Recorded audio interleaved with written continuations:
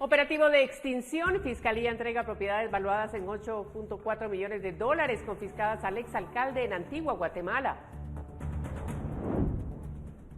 Magistrados del Tribunal Supremo Electoral en carrera contra el tiempo presentan amparos para detener proceso de antejuicio por presunta corrupción en compra del TREP.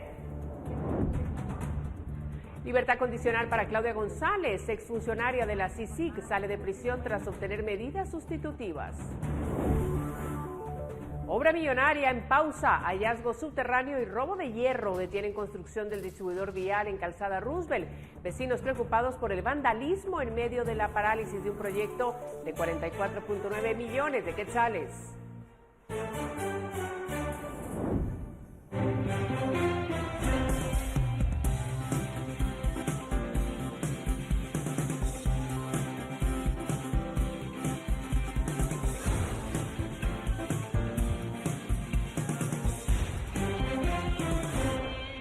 ¿Cómo está? Buenas noches. Gracias por estar sintonizando a esta hora de emisión estelar de Noticiero Guatevisión, junto a todo el equipo, listos y preparados para llevarle lo más destacado de la jornada. A las puertas del fin de semana es importante estar informado. Y vamos de inmediato a las noticias. La Fiscalía de Extinción de Dominio realizó 5 allanamientos en Antigua Guatemala, focalizados en propiedades que fueron confiscadas en 2016 al exalcalde de la ciudad colonial. De acuerdo con el Ministerio Público, la diligencia fue para entregar los bienes a la Secretaría Nacional de Administración de Bienes en Extinción de Dominio, los cuales pertenecían a Adolfo Vivar Marroquín, exalcalde de la Antigua Guatemala. El MP dijo que los inmuebles están valorados en aproximadamente $8.400.000. Dentro de los inmuebles figuran fincas, parqueos, áreas en construcción y pese a la extinción continuaban siendo utilizados. Agregó que Vivar Marroquín cumple una sentencia de 16 años de prisión. El propietario de estos, un exfuncionario, ya fue sentenciado por actos de corrupción y lavado de dinero. Se trata del exalcalde de Antigua Guatemala, Adolfo Vivar Marroquín, quien fue sentenciado a 16 años de prisión y al pago de una multa de 13 millones de quetzales. El MP indicó que el personal de la Fiscalía llegó junto al personal de la Senavet a los inmuebles para hacer un recorrido con la finalidad de ver las condiciones en las que estos se encontraban. Se verificó la valoración y se levantó el acta correspondiente. Agregó que la Senavet es quien acuerda con las personas que se encuentran en los inmuebles para que se retiren del lugar o los desocupen, ya que en algunos de los edificios se ubicaban comercios. Para Noticiero Guatevisión, Rubén Lacán. Y la diputada Andrea Villagrán, quien preside la comisión pesquisidora encargada de conocer las diligencias de antejuicio contra el vicepresidente de la República, Guillermo Castillo, afirmó que este viernes recibió un memorial en el cual el abogado Nimrod Esteves, denunciante del vicegobernante, desiste del señalamiento que hizo en contra del funcionario y por el cual se busca retirarle la inmunidad. La denuncia se deriva de un nombramiento supuestamente irregular al frente de la Senavet. A pesar de este desistimiento, según la parlamentaria, el memorial solo será incluido en el expediente y la comisión continuará con su trabajo, ya que tiene previsto sostener su primera reunión el miércoles de la próxima semana. Dicha comisión debe rendir un informe al Pleno donde recomiende o no retirar la inmunidad del vicepresidente. Y en las últimas horas, los magistrados del Tribunal Supremo Electoral presentaron 4 amparos en la Corte de Constitucionalidad con la intención de detener el proceso para retirarles el antejuicio que ya llegó al Congreso tras ser enviado por la Corte Suprema de Justicia. Los detalles a continuación.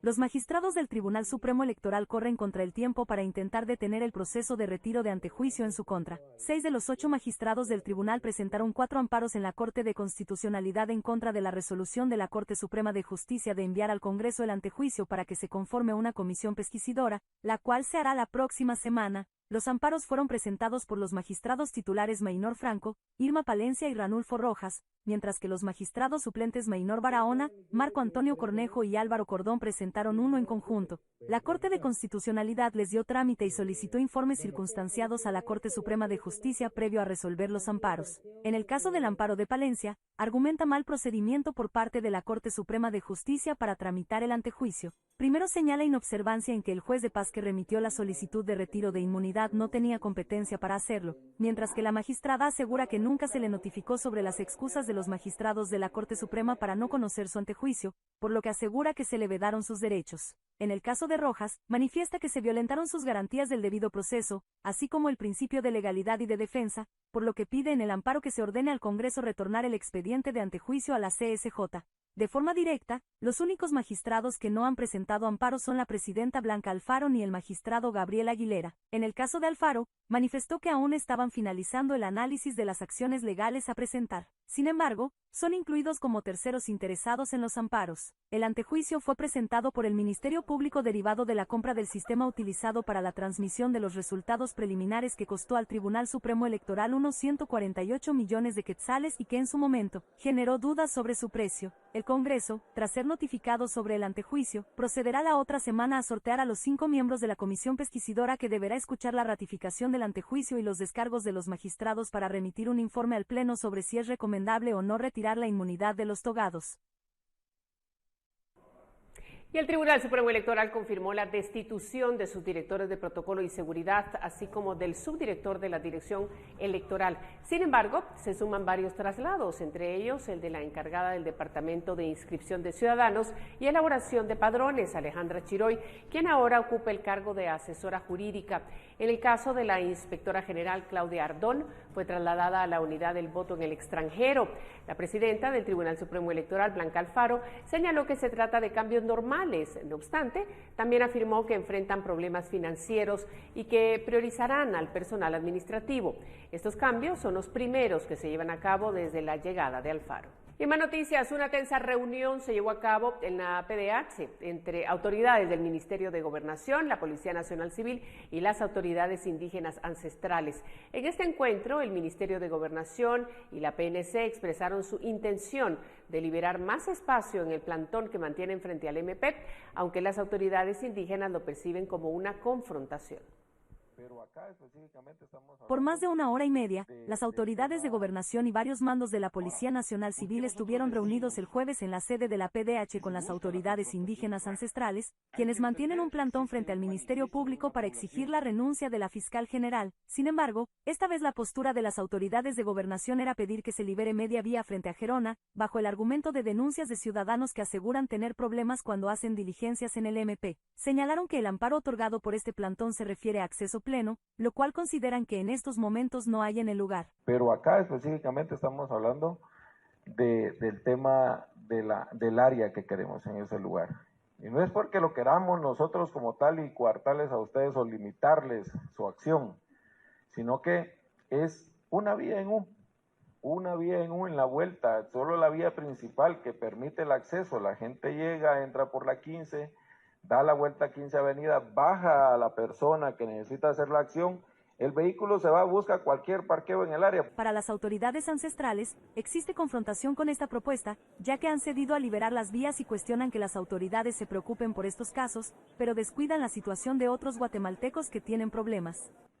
Y eso es algo que tenemos que dejarlo muy en claro en este. Ahora, ¿por qué nosotros decimos que se busca la confrontación? Bueno, hay que entender que existe un manifiesto de una población. Se retiró de las calles no porque ustedes quisieron, no porque ustedes hicieron las gestiones, no porque el señor procurador hizo sus obras para hacerlos. Y se lo va a hacer muy claro, porque la población entiende algo. Bueno, nos vamos allá. Están acá. Según la PDH, la reunión fue solicitada por la Dirección General Adjunta de la PNC y se brindó el espacio de mediación. La próxima reunión está prevista para el martes. En más noticias, en la mañana de este 10 de noviembre continuó el juicio por el caso de Yajaira Hu, una madre universitaria de 31 años que después de salir con sus amigas fue presuntamente secuestrada, violada y asesinada. En la audiencia, el Ministerio Público pidió la pena máxima para los 3 acusados. Fátima Herrera tiene los detalles. El juicio por los crímenes cometidos contra Yajaira Ajú entre el 12 y 13 de agosto de 2022 está en su etapa final. Este 10 de noviembre, el Ministerio Público y el abogado querellante del caso presentaron sus conclusiones y solicitaron la pena máxima para los 3 acusados, André Ibrahim Pinto Lima, César Augusto Monzón Miranda y Alma Guadalupe Alvarado Mejía.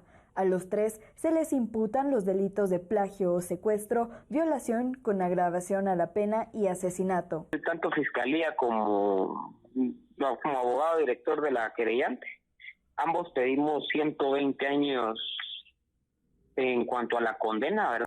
120 para cada uno, por su participación en grado de autor para los 3. En los fotogramas presentados como evidencia se observa cómo Yajaira es acechada en las afueras de un restaurante de la zona 6 capitalina.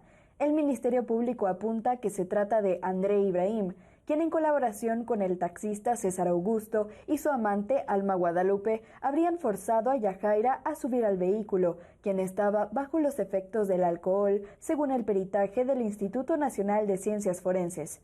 Además, el peritaje revela que la víctima fue ultrajada y asesinada por estrangulación por asfixia. Sin embargo, en una audiencia previa, bajo juramento, André Ibrahim aseguró que tuvo relaciones sexuales con Yajaira con su consentimiento y que en la madrugada continuó bebiendo con unos amigos, uno de ellos, Luis Jesús Yoque, quien previamente lo respaldó con su declaración. Fiscalía, como mi persona, solicitamos que se certificara lo conducente por falso testimonio. Entonces, si se llegara a dictar una sentencia condenatoria,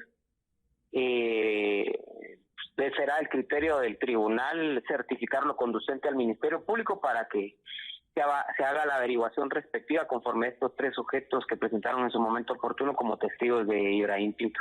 El juicio continuará el próximo 16 de noviembre con la presentación de las conclusiones de la defensa de los acusados. En esa audiencia se espera que el tribunal dicte sentencia y el abogado querellante Marco Tulio Solares solicitará reparación digna para la familia afectada. Para Noticiero Guatevisión, Fátima Herrera.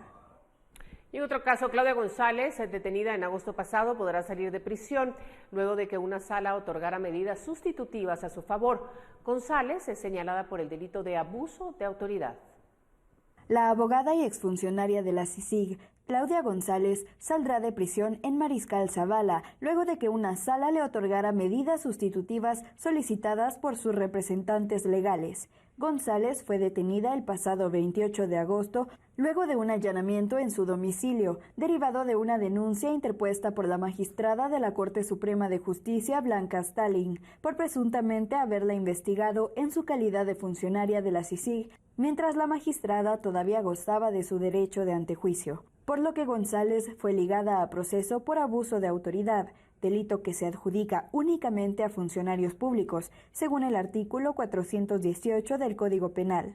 Este 10 de octubre, a González se le otorgó arresto domiciliario sin vigilancia alguna y deberá presentarse cada 15 días en el Juzgado 10º Pluripersonal de Primera Instancia Penal, Narcoactividad y Delitos contra el Ambiente, a cargo del juez Jimmy Bremer, a firmar el libro respectivo. Tampoco podrá salir del país sin autorización del juzgado. El caso fue declarado en reserva, por lo cual se desarrolla a puerta cerrada.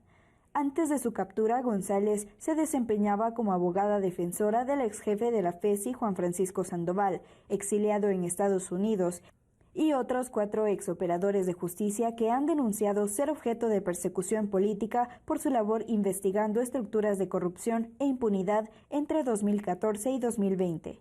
Para Noticiero Guatevisión, Fátima Herrera. En otro tema, según el informe preliminar de la Sociedad Interamericana de Prensa, los periodistas en Guatemala sufren persecución por parte de aquellos que también buscan judicializar el proceso electoral. El informe final será aprobado el domingo, pero vea qué más señala en la siguiente nota. La libertad de prensa en el país se ha visto afectada en el marco del proceso electoral y según el informe preliminar de la Sociedad Interamericana de Prensa, los periodistas son perseguidos principalmente por aquellos actores que intentan judicializar las elecciones llevadas a cabo en junio y agosto pasados. Según la actualización del Índice Chapultepec de Libertad de Expresión y Prensa 2023, Guatemala sigue teniendo un promedio de 32.7, por lo que se considera al país con una alta restricción de libertad. Por detrás de Guatemala, aparecen países como Cuba, Venezuela y Nicaragua, catalogados como naciones sin libertad de expresión.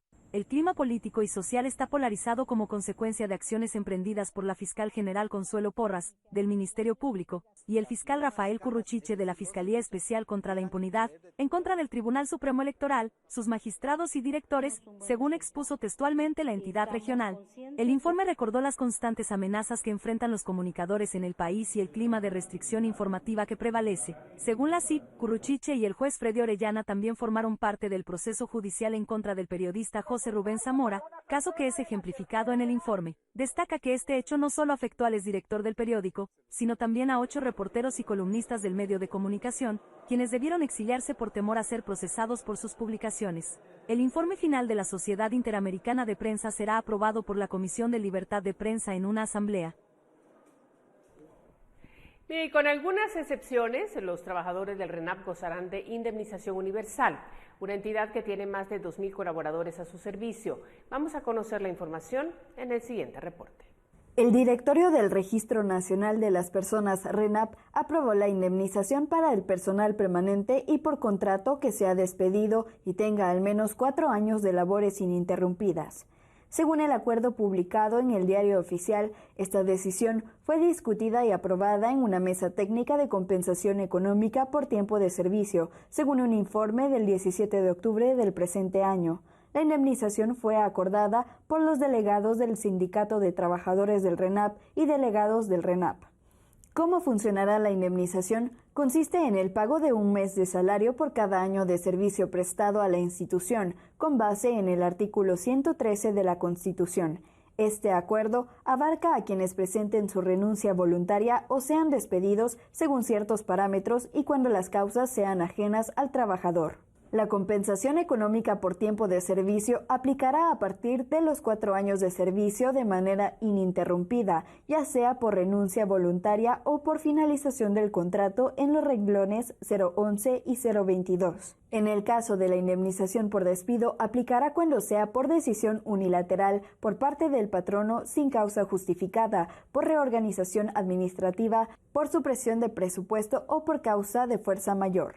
Con información de Raúl Barreno para Noticiero Guatevisión, Fátima Herrera.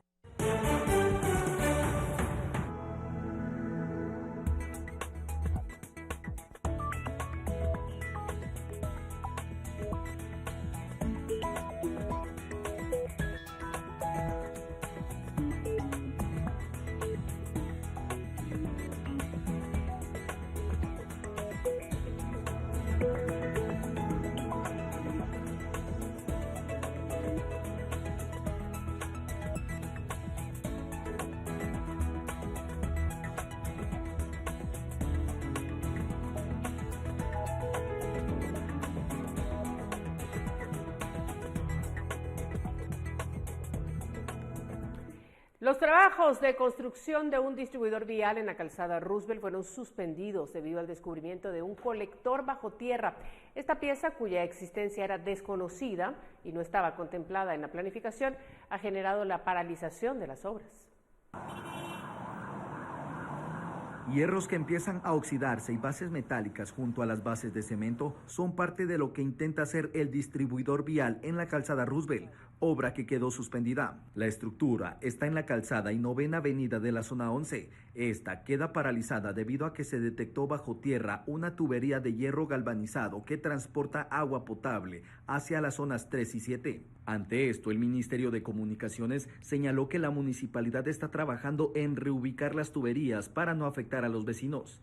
Además, el Ministerio de Comunicaciones dijo que en la pila 7 se encontró un colector que pasa bajo la ubicación de la misma, por lo que se está realizando un diseño estructural por parte de la empresa ejecutora para mover la pila sin dañar la estructura. Adicional, se realizará una caja de concreto para proteger la tubería por parte de Impagua.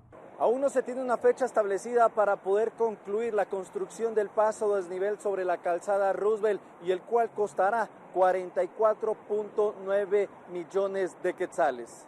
Según el portal de Guatecompras, el Fondo Social de Solidaridad adjudicó el proyecto a la empresa SEBCO por 44.956.501 quetzales y según la cartera, la obra tendrá una longitud estimada de 350 metros que beneficiará directamente a los usuarios del sector, proporcionando ahorro en tiempo de circulación y gastos en combustible.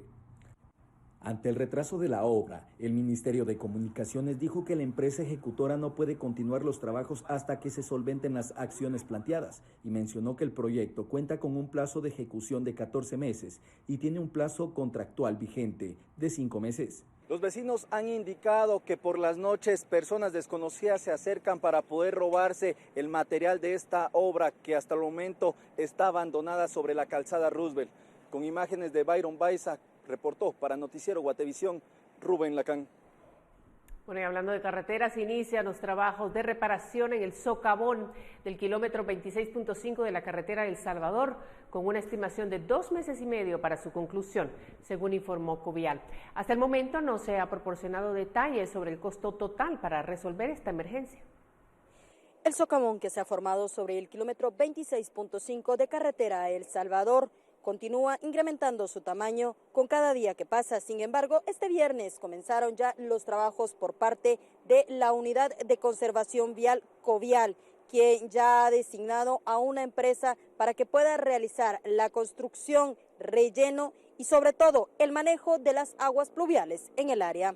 Aunque Covial estaba enterado desde hace 3 meses de este gigantesco socavón que ya afecta el carril derecho con dirección hacia El Salvador. Los trabajos comenzaron este 10 de noviembre. En la zona hay presencia de maquinaria y algunos trabajadores. Sin embargo, por ahora están enfocados en abrir el camino para empezar la construcción. La empresa designada para los trabajos de mitigación y reconstrucción sobre el sector buscará construir un relleno y también un muro de contención, además de un disipador de aguas pluviales sobre el tramo. El socavón tiene 24 metros de largo, 15 de ancho y 16 de profundidad. Se ha preguntado a Covial cuál es el monto y la empresa ejecutora del proyecto, y aunque se indicó que se consultaría al área encargada, al cierre de la nota no se tenía. En el portal de Guatecompras, del 23 de octubre al 3 de noviembre, se evidencia que la Unidad Ejecutora de Conservación Vial, bajo la modalidad de emergencia vial, ha adjudicado al menos 10 proyectos que suman 228.805.093.70 quetzales. De estos, 5 proyectos son por emergencia de la red vial, que suman 225.345.711 quetzales. A estos se le suman otros 5 proyectos adjudicados para la supervisión de los proyectos mencionados anteriormente. En estos hay un monto total de 3.459.382 quetzales.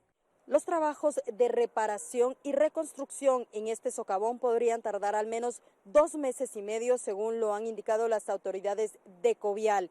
Y con ello ya se estaría rehabilitando el carril que desde hace un mes, por seguridad, se decidió cerrar.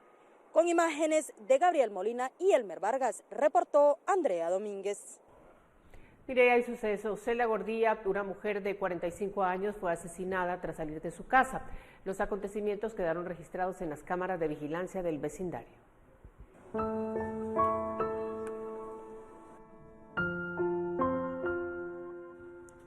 El sol de este viernes recién había salido y Elda Gordillo López, de 45 años, terminó de alistarse para ir al trabajo.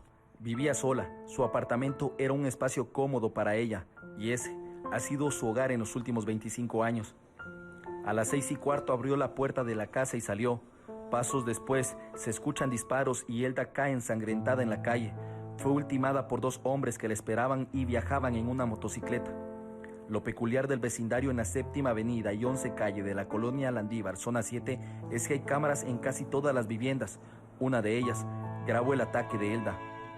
En el video se observa cuando ella cae. Vestía una blusa blanca y un pantalón negro. Elda pasa caminando frente a los 2 sicarios. Ellos la voltean a ver y segundos después el acompañante con sudadero y pantalón negro con franjas blancas baja de la motocicleta y se abalanza sobre Elsa y le dispara. La mujer se recuesta herida sobre un vehículo color azul y la grabación muestra cuando cae mientras lleva su mano al pecho luego de 7 segundos. Los atacantes huyen. Los vecinos dijeron que Gordillo llevaba poco más de 2 décadas viviendo en el sector y todos los días salía pasada las 6 de la mañana para llegar a una librería, lugar en el que trabajaba. Nos gustaría que brindaran seguridad, ya que a veces los niños salen a jugar en las tardes. Imagínense si ese ataque se hubiera generado en la tarde y los niños ahí una bala perdida o algo va. La PNC llevó a cabo operativos en el sector para ubicar a los sospechosos, pero no los capturaron. Con imágenes de Byron Baiza, para Noticiero Guatevisión, Rubén Lacán. Bueno, en la entrada Prado de Villahermosa, los técnicos en urgencias médicas de los bomberos voluntarios atendieron a un hombre de 26 años herido de bala en el abdomen dentro de un vehículo. Posteriormente fue trasladado a un centro asistencial. Y un camión y 2 motocicletas chocaron en carretera de Retaluleu, luego cayeron al río Cosito, dejando como saldo una mujer muerta, 2 heridos y 2 desaparecidos. El conductor de un camión de una empresa que distribuye cemento que conducía desde Coatepeque, Quetzaltenango, arrolló a 2 motoristas que intentaban incorporarse a la ruta y se dirigían de Nuevo San Carlos hacia Retaluleu, en el kilómetro 185 de la ruta CA2. Perdió el control y cayó junto a los motoristas al río Cosito. Una mujer fallecida, 2 heridos y 2 personas desaparecidas fue el saldo del percance de tránsito. La fallecida fue identificada como Sheila Corina Ralda, de 29 años, originaria de La Cintal, y laboraba en una empresa de bebidas gaseosas. La noche de ayer, socorristas de Cruz Roja realizaron el rescate de 2 personas de sexo masculino, quienes eran los conductores del camión siniestrado, los cuales pues fueron trasladados hacia la emergencia del Hospital Nacional de Retaluleu. Se hace la recuperación de un cuerpo de una persona de sexo femenino, quien desafortunadamente, debido a la gravedad de las lesiones, había fallecido, ¿verdad? Los heridos sufrieron múltiples traumas y fueron trasladados en estado delicado al Hospital Nacional. Al menos 20 socorristas trabajaron en el lugar para rescatar a los involucrados. Nos encontramos con la búsqueda de las 2 personas que están desaparecidas. Al momento se ha recuperado la motocicleta de la señorita que se conducía. Lo que es los buzos de bomberos voluntarios siguen en el río buscando a las personas, y la otra motocicleta que se presume que hay otra motocicleta. La búsqueda la retomaron a las 7 de la mañana y extrajeron una de las motocicletas que cayó en el afluente, pero los cuerpos no han sido localizados. Los rescatistas afirmaron que ante la falta de familiares de los presuntos involucrados, la búsqueda será suspendida en la tarde. Desde Retaluleu reportó Victoria Ruiz. Y esta mañana 2 mujeres en motocicleta fueron atropelladas por un vehículo en el barrio El Porvenir, Jalapa. Los bomberos municipales departamentales les proporcionaron atención prehospitalaria y las trasladaron al Hospital Nacional local. Usuarios de redes sociales en el departamento de Quetzaltenango reportaron un accidente vial en Cuesta Blanca durante la madrugada de hoy. Un hombre chocó contra un poste del tendido eléctrico. Los bomberos trasladaron al piloto al centro de salud, mientras otro equipo permanecía en el lugar retirando el vehículo. Guatemala brilla como destino estrella para cruceros en Centroamérica. Reconocimiento de Port Hall Cruise and Travel. Más al volver de la pausa.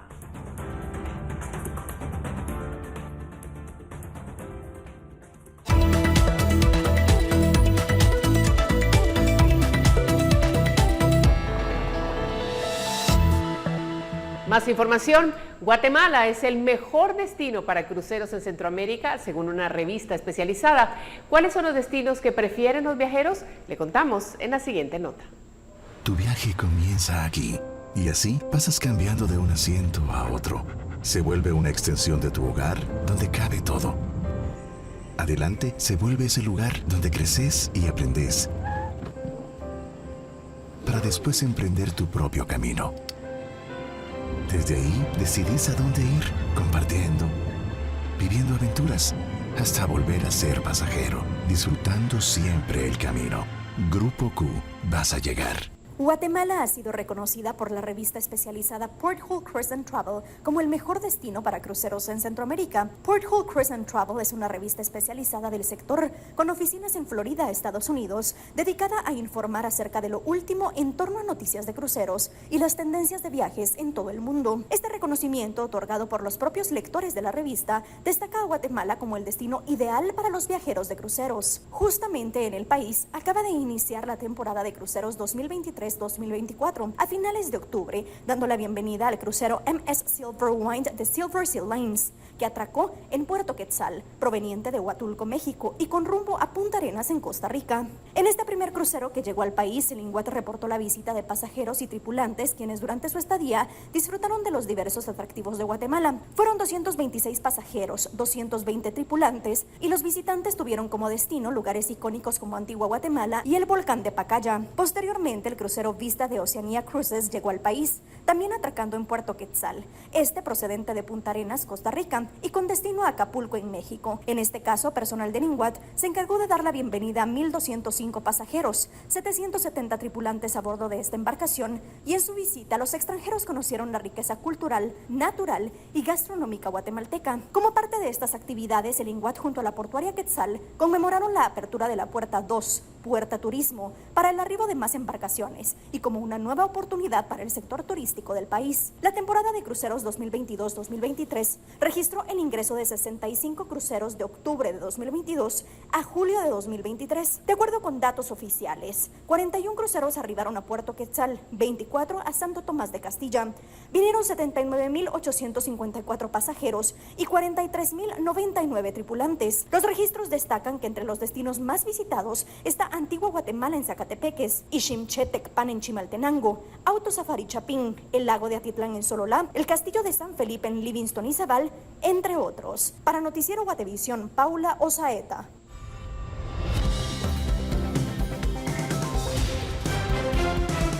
...4003-3859 es el número que usted tiene que marcar para comunicarse con nosotros a través de Guate Reporta. Hamilton del Valle nos envió información sobre la destrucción de la red vial desde el vértice norte de Chajul a Nevax-Quiché, esto causado por las lluvias que no dan tregua en esa región. Aquí les comparto este video. El que quiere viajar para Nevax, no hay paso porque el río está demasiado grande. Y ahí arriba de Biciquichum, ahí en el llano, también ahí no hay paso porque se derrumbó la carretera. Y los que quieren salir, que no salga porque no hay paso. Ahí les comparto el video. Y una gran parte de la red vial de nuestro país ha sido afectada por las lluvias que han favorecido la proliferación de baches. Sin embargo, en Quiché hay comunidades que viven un verdadero calvario para movilizarse. Los videos que nos envió nuestro televidente Hamilton del Valle muestran a personas que arriesgan la vida para cruzar el río. En otras comunidades los vecinos se unen para tratar de proteger sus casas. Trabajan con azadón y piochas para liberar el paso de las correntadas de agua de lluvia. Una situación por demás caótica, lo que se registra en ese departamento. Bueno, así llegamos al final, agradeciendo su sintonía. Junto a todo el equipo le deseamos la mejor de las noches. Siempre durante el fin de semana, información a través de nuestras plataformas. Hasta pronto.